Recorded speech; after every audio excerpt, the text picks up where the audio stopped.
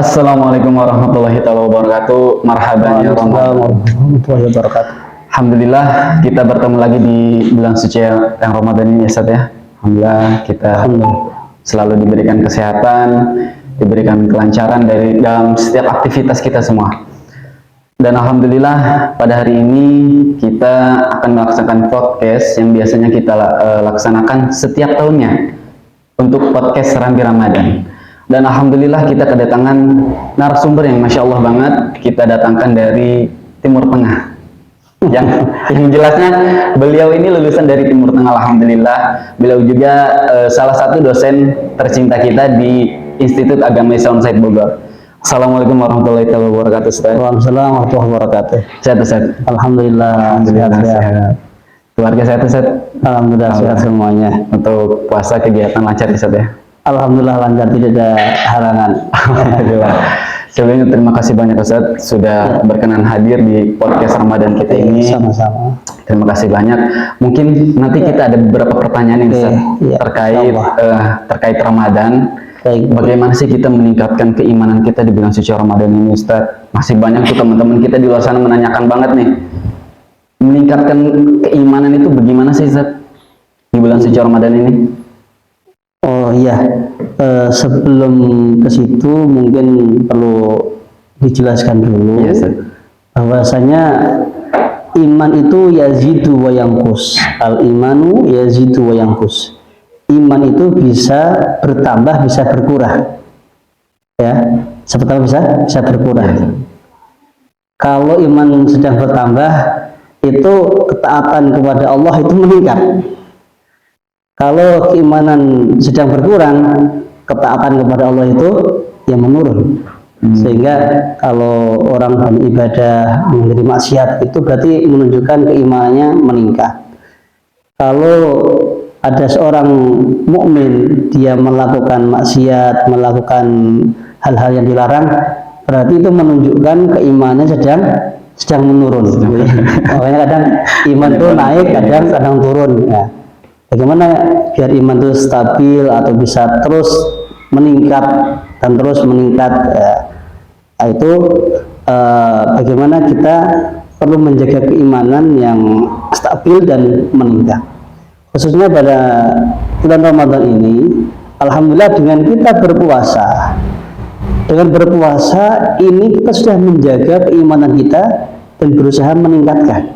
Karena nggak mungkin orang itu berpuasa kalau dia tidak beriman. Ya. Orang kalau nggak beriman, ya mungkin di luar dia seperti orang puasa, kelihatan lemes. Pulang ke rumah atau kamar makan. Nah, itu berarti menunjukkan imannya lemah. Tapi kalau orang berpuasa, jadi dia itu beriman kepada Allah Subhanahu Wa Taala. Karena tidak ada orang pun di kamar sendirian, dia tetap menjaga keimanannya, menjaga puasanya. Berarti ini orang berpuasa itu menjaga keimanannya dan meningkatkan. Dengan berpuasa itu memang bertujuan untuk meningkatkan keimanan dan nanti sampai kepada derajat takwa kepada Allah Subhanahu Wa Taala. Nah, untuk kiat-kiatnya meningkatkan keimanan di bulan Ramadan ini, selain kita berpuasa, ya tentunya kita melakukan hal-hal yang dianjurkan, yang disunahkan ketika kita berpuasa. Ya, ketika berpuasa kita dianjurkan untuk memperbanyak membaca Al-Quran. Nah, ini kita berpuasa ya menjaga dan meningkatkan iman, ditambah membaca Al-Quran biar lebih naik lagi keimanannya. Kemudian dianjurkan untuk melakukan sholat tarawih. Sholat tarawih tiap malam. Nah, itu juga dalam rangka untuk meningkatkan keimanan, meningkatkan keimanan. Jadi tidak hanya puasa, kita baca Al-Quran, kita sholat tarawih, ya.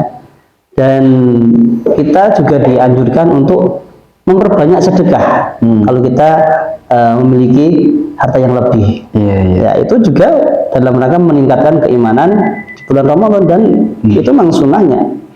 Nah juga kita termasuk sedekah, kita memberikan bukaan atau takjil istilahnya di kita itu bagi orang yang berpuasa, karena memberikan bukaan bagi orang yang berpuasa itu akan mendapatkan pahala seperti orang berpuasa. Jadi kita berpuasa Ramadan nih, Iya. dan kita juga memberikan makanan atau takjil atau bukaan bagi orang yang berpuasa, kita akan mendapatkan plus atau tambahan pahala seperti orang puasa lagi. Sama tuh Ustaz. Pahalanya itu sama. Pahalanya sama. Masya Allah. Pahalanya, Masya Allah. pahalanya sama. Mendapatkan itu seperti orang berpuasa, kata Nabi. Tanpa mengurangi, ya, tanpa mengurangi orang yang berpuasa. Pahalanya tetap dia dapat pahala. Kita yang ngasih makanan dapat pahala juga. Nah, ya, jadi ada beberapa hal yang bisa kita lakukan dalam itu meningkatkan keimanan kita di bulan Ramadan saat kita berpuasa, ya, dan menjaga puasa kita. Nah, karena menjaga puasa berarti menjaga keimanan. Yes. Kemudian kita memperbanyak membaca Al-Quran, karena membaca Al-Quran itu ibaratnya kita itu sedang berdialog dengan Allah Subhanahu Wa Taala. Benar Ustaz Ya. Karena firman Allah. Apalagi kita mengetahui maknanya, menggali hukum-hukumnya, ya, mentadabbur, ya. Kemudian kita sholat tarawih, sholat witir, ya kan? Tarawih ditutup dengan witir. Nah, nanti kita juga sahur. Nah, sahur itu juga di situ ada keberkahan. Ada keberkahan. Dan ini juga bisa meningkatkan keimanan. Jadi makan sahur itu juga bisa meningkatkan keimanan. Karena dia makan sahur untuk berpuasa, biar kuat gitu. Benar. Tapi itu juga untuk meningkatkan keimanan, karena keyakinannya dia kepada Allah Subhanahu Wa Taala dalam berpuasa. Ada lagi kita menahan hawa nafsu kita, ya, menahan mata kita dari melihat hal yang dilarang, menahan mulut kita dari berbicara yang jelek, yang buruk, yang kotor. Yes. Ya. Juga menahan tangan kita untuk melakukan sesuatu yang tidak baik, seperti mengambil, mencuri gitu ya. Iya. Nah, kaki kita untuk melangkah kepada sesuatu atau ke tempat yang tidak baik. Ya, itu dalam rangka juga meningkatkan keimanan kepada Allah Subhanahu Wa Taala, dan nanti mendapatkan derajat orang yang bertakwa. Masya Allah. Oke, mungkin itu salah satu jawaban dari gimana sih kita untuk bisa meningkatkan keimanan di bulan Ramadan ya Ustaz ya. Iya. Dan mungkin sebenarnya tadi ada pertanyaan lagi terkait amalan-amalan apa saja, tapi sudah langsung dijawab oleh Ustaz. Maaf. Masya Allah banget. Tidak apa-apa Ustaz. Alhamdulillah penjelasannya sangat jelas, padat banget. Mungkin ada lagi nih Ustaz pertanyaan yang mungkin teman-teman semua di rumah sana selalu menanyakan, Ustaz, gimana sih kita tuh di rumah tuh males banget, jenuh banget di bulan puasa ini. Gimana caranya kita biar rasa malas itu hilang dan kita kembali bersemangat lagi di bulan suci Ramadan ini, Ustaz? Ya, jadi puasa Ramadan itu sebenarnya jangan dijadikan alasan untuk kita bermalas-malasan. Karena puasa, aduh saya lagi puasa nih, jadi malas melakukan aktivitas, malas belajar, ya, malas melakukan apa yang bermanfaat gitu ya. Jangan dijadikan alasan, ya. Karena kalau kita membaca sejarah, nah ini juga bisa menjadikan kita biar tidak malas. Ya. Perang Badar, yang kita kenal itu, ya, perang besar, itu terjadi di bulan Ramadan. Dan beberapa perang itu ternyata juga dilakukan oleh Rasul dan para sahabat di bulan Ramadan. Mereka dalam keadaan puasa tetap berjihad, berperang. Dalam keadaan panas itu. Itu kan menunjukkan bahwasanya tidak boleh menjadikan Ramadan sebagai alasan orang bermalas-malasan. udah tidur aja gitu. Benar ya. Nah, kita Apa dasar? membaca sejarah ya, Benar, Ustaz. membaca sejarah. Dan juga kita harus berpikir, kalau puasa kok dijadikan alasan untuk bermalas-malasan, berarti Allah itu memerintahkan sesuatu yang tidak baik gitu. Itu dia, Ustaz. Jadikan puasa berarti kan nanti kita apa, berlindung berlindung di balik perintah Allah gitu. Padahal yang malas kita gitu. Tetap kita harus melakukan hal-hal yang biasa kita lakukan, yang apa, tidak sampai membatalkan puasa kita lah gitu. Kita lakukan. Dan kalau kita habis subuh itu beraktivitas ya, itu akan segar kok, tetap segar ya. Tapi kalau habis subuh kita gunakan untuk tidur, untuk balas-balasan, itu nanti di siang harinya sampai sorenya itu malas terus, ingat tidur terus gitu. Itu yang melakukan hal yang positif aja. Ya, hal yang positif. Baik, Ustaz, untuk ini banyak juga nih yang nanya kayak gini, Ustaz. Di bulan suci Ramadan ini kan banyak para asat itu tuh bilang iblis, setan-setan itu digorong, tapi kok masih banyak itu yang masih pada nongkrong ngopi di jalan, di warteg itu, Ustaz. Jangan-jangan itu jangan itu yang Itu setan, Ustaz. memang disebutkan dalam sebuah hadis sahih itu di bulan Ramadan itu setan-setan dibelenggu ya. Sufidati syayatin. Nah, Ustaz. Setan-setan dibelenggu. Bagaimana memahami makna itu dijelaskan oleh Ibnu Hajar, dan beliau mengutip dari Imam At-Tabari bahwasanya makna setan dibelenggu itu ada beberapa cara pandang ya. Yang pertama, setan dibelenggu itu dari orang yang berpuasa. Orang yang berpuasa. Catat nih. Jadi orang yang tidak berpuasa ya dibiarkan saja setannya bagi orang yang tidak berpuasa. Makanya orang yang berpuasa, kalau dia itu berpuasa ya, dia sadar berpuasa, tidak akan melakukan kejelekan. Oh, saya berpuasa nih, masa melakukan ini. Nah, tertahan lah ya. Tertahan, menahan. Jadi setan itu dibelenggu dari orang yang berpuasa. Sedangkan yang tidak berpuasa nggak dibelenggu, main sama setan. Itu yang pertama. Yang kedua, maknanya yang dibelenggu itu adalah pemimpin-pemimpinnya, pemimpin-pemimpinnya atau pembesar-pembesarnya setan. Adapun kroco-kroconya itu masih diberikan keliaran. Nah, jadi bagi orang yang imannya sangat lemah sekali, mudah sekali digoda oleh kroco-kroconya itu. Nah, kemudian selain itu, kenapa di bulan Ramadan di bulan puasa masih banyak orang melakukan apa namanya itu hal-hal yang dilarang? Ya, karena begini, selain godaan dari setan, ada namanya syahwat, hawa nafsu dalam diri manusia. Nah, itu berkaitan erat dengan kebiasaan, tabiat. Kalau ada kebiasaannya itu melakukan kejelekan, kebiasaan, ya harus digoda itu. Setan tidak perlu menggoda lagi. Sudah otomatis dengan senang hati melakukan kemaksiatan. Ya, harus digoda oleh setan. Nah, karena udah kebiasaan. Ya, kebiasaan susah untuk dirubah. Ya, udah adatnya, kebiasaannya melakukan keburukan, kejelekan. Jadi harus digoda, setannya dibelenggu, tapi dia sendiri udah menjadi kebiasaannya itu. Nah, dan juga kita tahu bahwasanya orang melakukan kejelekan, kesalahan, ya, hal yang dilarang, itu mungkin bisikan setan yang tidak terlihat, tapi ternyata ada setan yang kelihatan. Alladzi waswisu fi suturin nasi minal jinnati wan nas. Yang menggoda, yang membisiki hati manusia itu dari kalangan jin dan manusia. Yang setan dari kalangan jin yang nampak itu dibelenggu, oke, misalnya maknanya dibelenggu semua.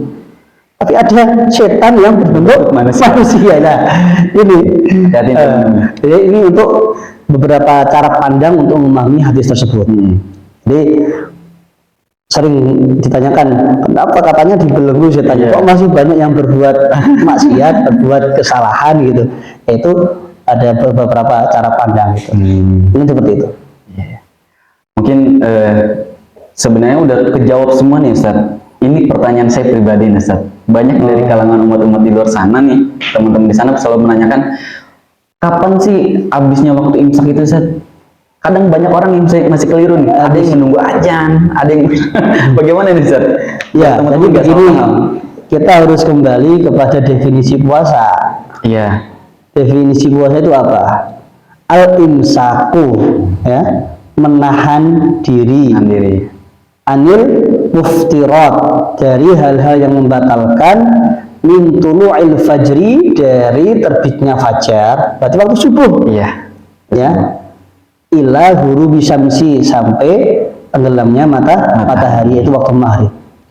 Jadi dimulainya puasa itu sejak waktu subuh. Ya, lalu ada azan atau tidak? Ya, karena orang azan kadang telat adanya gitu kan, orang belum datang ke masjid. Jadi yang jadi patokan itu waktu subuhnya. Waktu subuh. Karena azan kadang ada orang sebelum subuh udah azan ada. Iya. Apa namanya itu terlalu maju gitu sebelum waktunya, mungkin tidak teliti, atau setelah waktu subuh baru azan karena masih ketika subuh masih di rumah, kemudian dia datang ke masjid musola yang muadzin itu baru azan. Jadi yang jadi patokan adalah waktu subuh.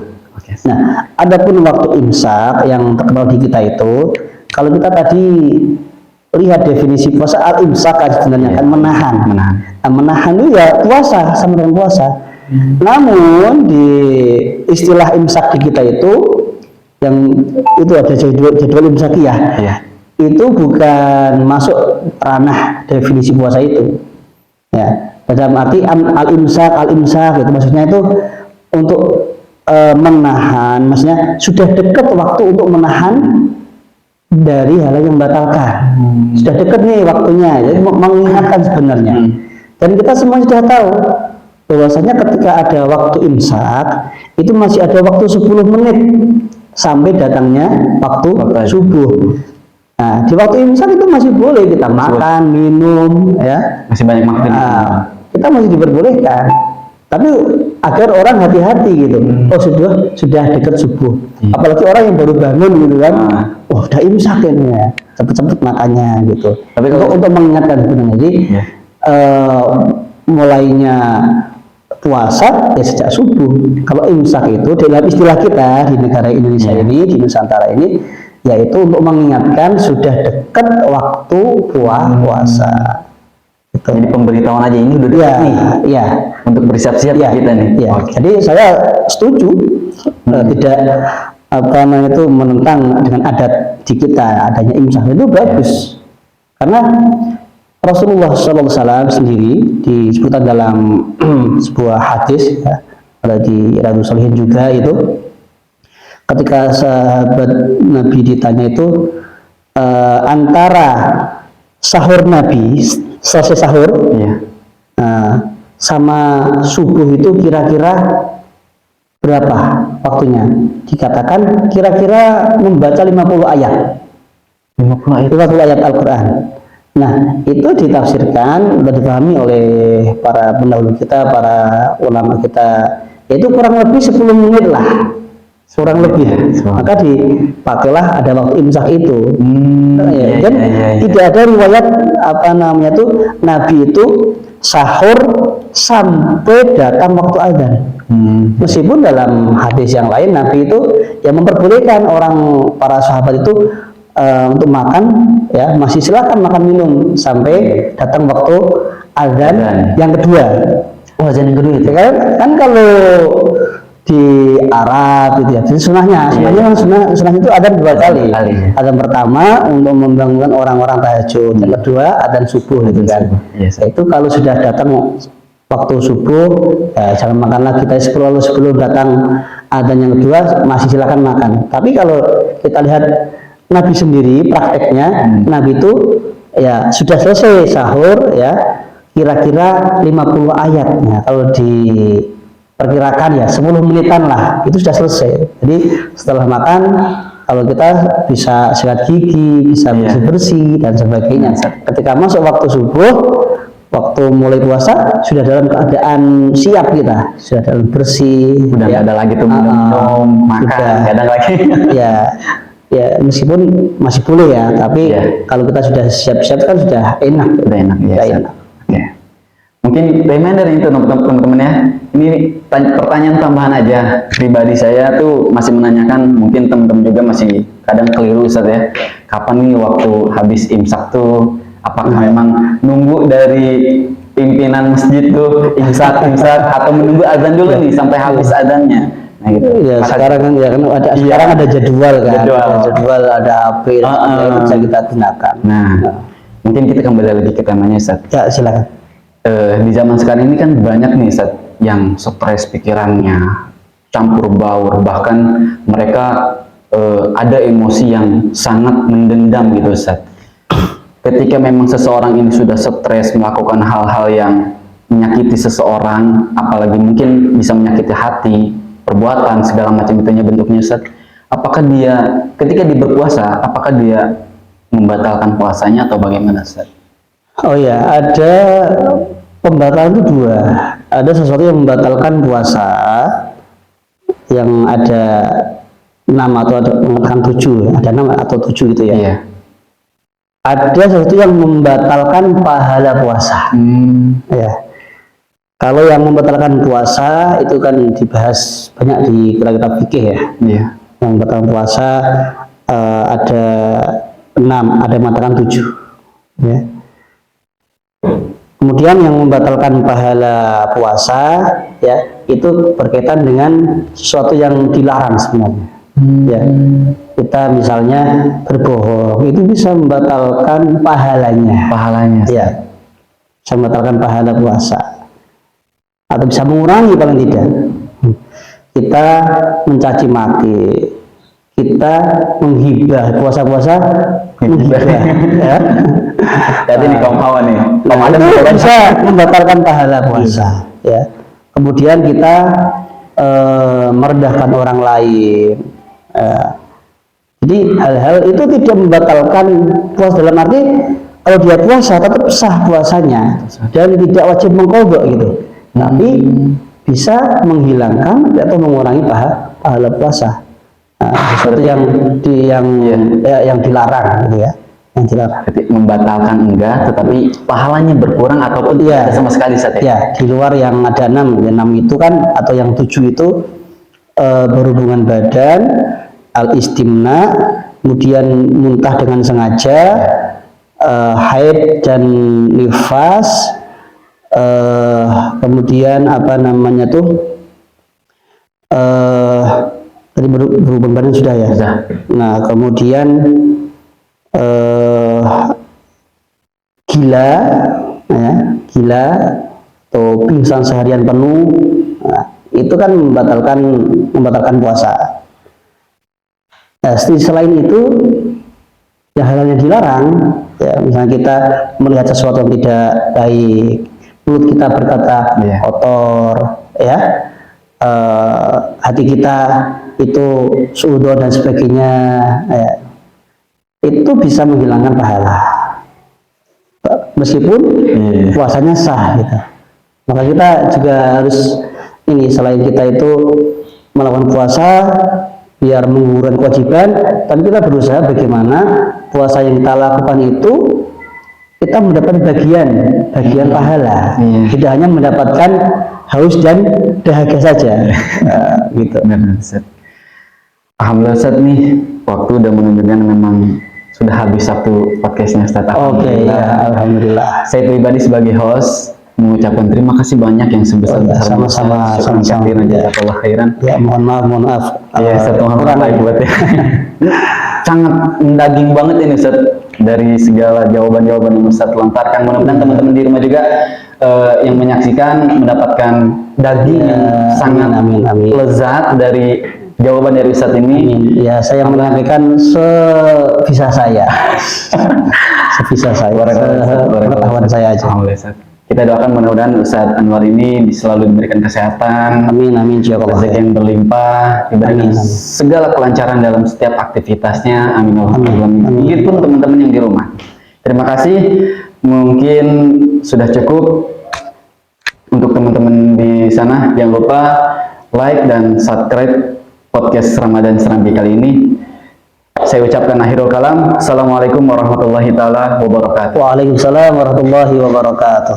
Terima kasih.